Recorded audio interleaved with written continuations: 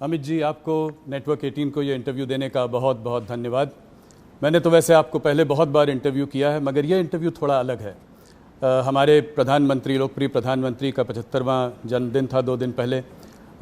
तो मुझे लगा कि प्रधानमंत्री को आपसे अच्छा और कौन जानता है। बहुत सारे लोग जानते हैं, ऐसा नहीं है, पर आप उनसे 4.5 दशक से जुड़े हुए हैं जी। तो मुझे लगा ये मौका अच्छा रहेगा कि थोड़ा मोदी की बात शाह के साथ। जी, मेरा पहला सवाल स्वाभाविक सा सवाल है, आप सबसे पहले मोदी जी से कब मिले? क्या चीज़ थी वो जिसने आपको उनकी ओर आकर्षित किया?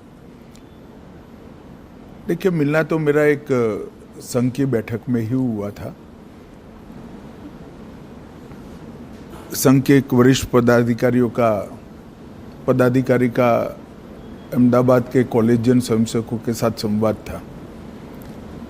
इसकी तैयारी के लिए मोदी जी, मैं जहाँ रहता था वहाँ नारनपुर आए थे। 10-15 युवा स्वयंसेवकों के साथ वो कार्यक्रम में क्यों जाना चाहिए और संघ के काम के उद्देश्यों के बारे में बताते थे।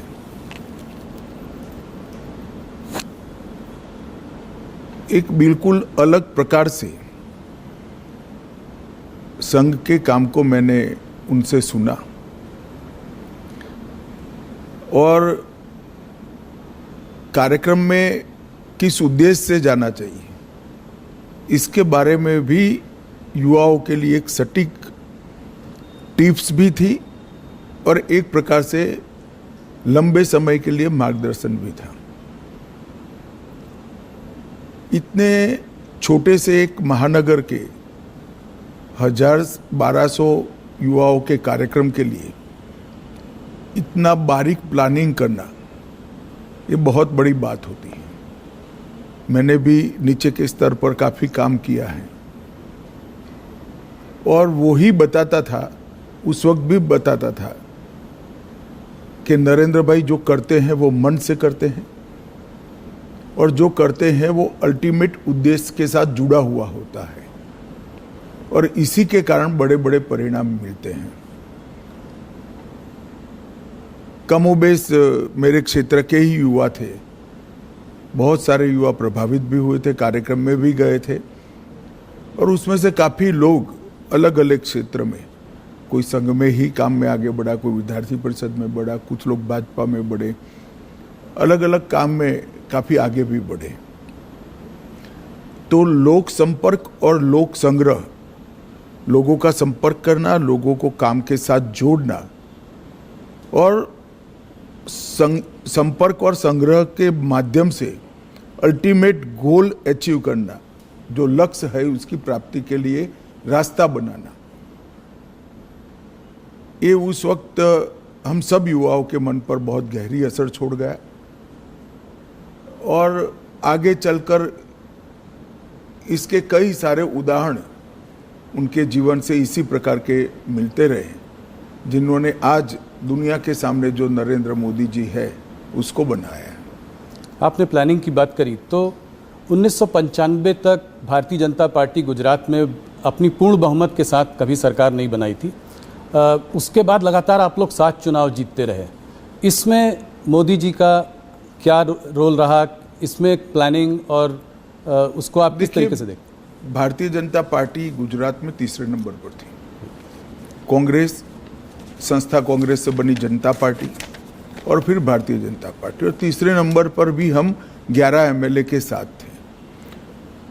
तो एक प्रकार से गुजरात में पूर्ण रूप से इतनी मजबूत सरकार बनना और इतने साल तक चलना, ये कल्पना करना भी बड़ा दुष्कर काम था। गुजरात में जब 2-3 साल लगातार अकाल पड़ा, तब पहली बार शहर के छोटे छोटे कार्यकर्ताओं को उन्होंने नेता बनाकर गांवों में न्याय यात्रा लेकर घुमाया। अकाल के लिए जहां राहत काम होते थे, जहां भ्रष्टाचार होता था, कांग्रेस की सरकार थी उस वक्त, उसको उजागर करना, न्याय यात्रा लेकर जाना। हर स्वयंसेवक, हर कार्यकर्ता लोगों के घरों से सुखड़ी, पुराने जूते, चना, ऐसी सूखी चीजें लेकर जाते थे जो अकाल के राहत काम में काम करते थे वो मजदूरों को पुराने जूते देते थे, चना सुखड़ी देते थे। एक प्रकार से उसी को मुद्दा बनाकर हमारे काम का विस्तार कैसे हो सकता है, लोगों का विश्वास पार्टी के प्रति, काम के प्रति बढ़े और पार्टी के कार्यकर्ता के मन में जो सुषुप्त संवेदना पड़ी है लोगों के प्रति, उसको जागरूक कर कर एक राजनीतिक उद्देश्य से आया हुआ कार्यकर्ता लोगों के प्रति संवेदनशील बनकर अपने जीवन को, उद्देश्य को बदल दे। ये दोनों काम वो न्याय यात्रा के माध्यम से हुए। दूसरा, मुझे पूरा देश का मैं दावे के साथ नहीं कह सकता हूं, मगर बाद में मैं अध्यक्ष के नाते पूरे देश का दौरा भी करा, तो कई प्रांतों में पुराने कामों की मेरी चर्चा हुई है। मैं इतना कह सकता हूं, कमोबेश किसी भी प्रांत में बूथ समिति को इंस्टीट्यूशनलाइज करने का काम नरेंद्र मोदी जी ने जब संगठन मंत्री थे तब किया था।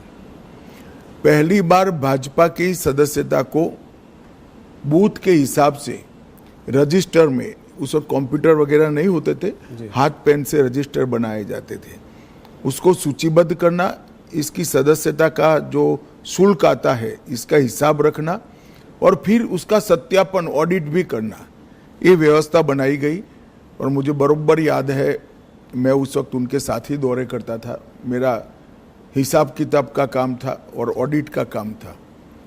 लगभग गुजरात के 80% जिलों में बूथ समितियां, मंडल समितियां, जिला समितियां, इसका रिकॉर्ड बनना शुरू हुआ और वहीं से एक स्ट्रक्चर्ड ऑर्गेनाइजेशन के बेस की शुरुआत हुई।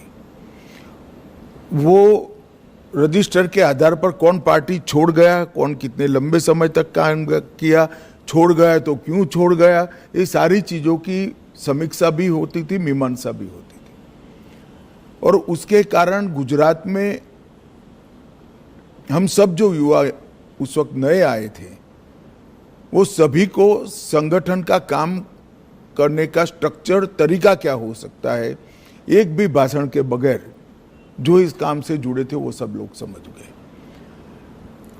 तो आंदोलनों से पार्टी को खड़ा करना और आंदोलनों से बड़े हुए जनाधार को पार्टी के स्ट्रक्चर के ढांचे में ढाल देना, ये दोनों काम नरेंद्र मोदी जी जब संगठन का काम करते थे तब हुए और इसके कारण गुजरात प्रदेश भाजपा की एक मजबूत नींव पड़ गई।